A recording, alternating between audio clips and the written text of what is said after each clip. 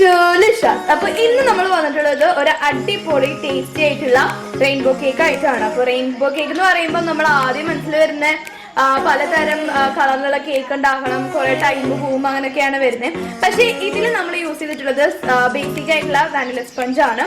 നമ്മൾ ക്രീമിൽ മാത്രമാണ് rainbow colours കൊടുത്തിട്ടുള്ളൂ. അപ്പോൾ ഉണ്ടാക്കാനും വളരെ സിമ്പിൾ ആണ്. So without any further, let's get into the video. അപ്പോൾ നമ്മളുടെ ക്രീം നമ്മൾ ബീറ്റ് ചെയ്തിട്ടുണ്ട്. ഇനി ഇതൊരു 6 ബൗളിലേക്കായിട്ട് ഡിവൈഡ് ചെയ്തിടാം. എന്ന് വെച്ചാൽ നമുക്ക് അതിലേക്ക് കളേഴ്സ് ചേർക്കാനാണ്. അപ്പം 6 ബൗളിലേക്ക് നമുക്ക് തേക്കാൻ ആവശ്യമായിട്ടുള്ള ക്രീം മാറ്റിയിടാം.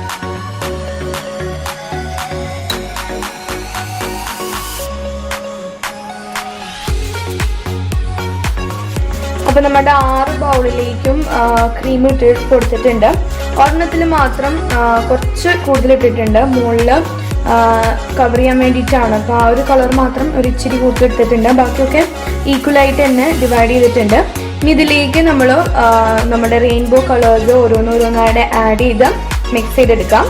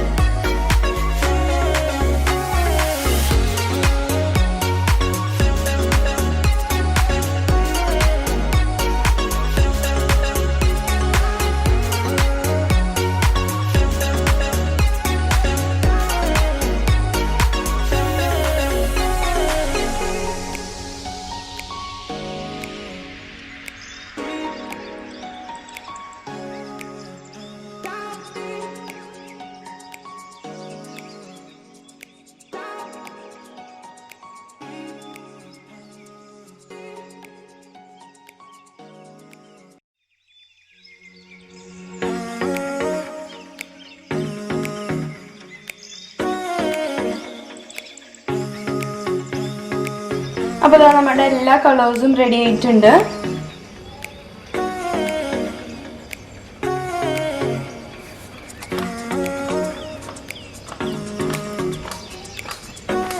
ഇനി നമുക്ക് കേക്ക് ഐസിങ് ചെയ്യാനായിട്ട് തുടങ്ങാം.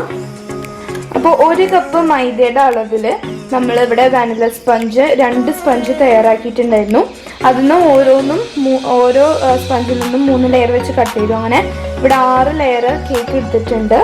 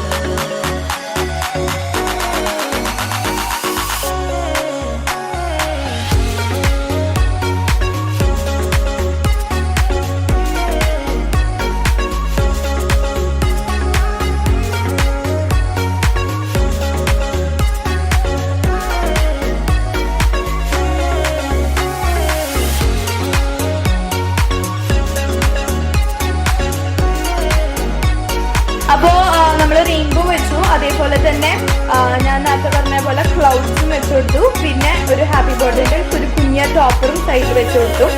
ഇനി ഇതാണ് നമ്മളുടെ ഫൈനൽ ലുക്ക്. നല്ല അടിപൊളിയായിട്ടുണ്ട്. അപ്പൊ എല്ലാവർക്കും ഈ ഒരു വീഡിയോ ഇഷ്ടപ്പെട്ടെന്ന് വിശ്വസിക്കുന്നു.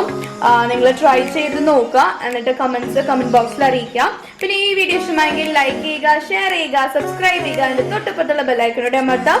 പിന്നെ നിങ്ങളുടെ വാല്യുബിൾ കമന്റ് ബോക്സിൽ അറിയിക്കുക. So, Jenny friend 20 signing off from this episode of LISHAS. Bye.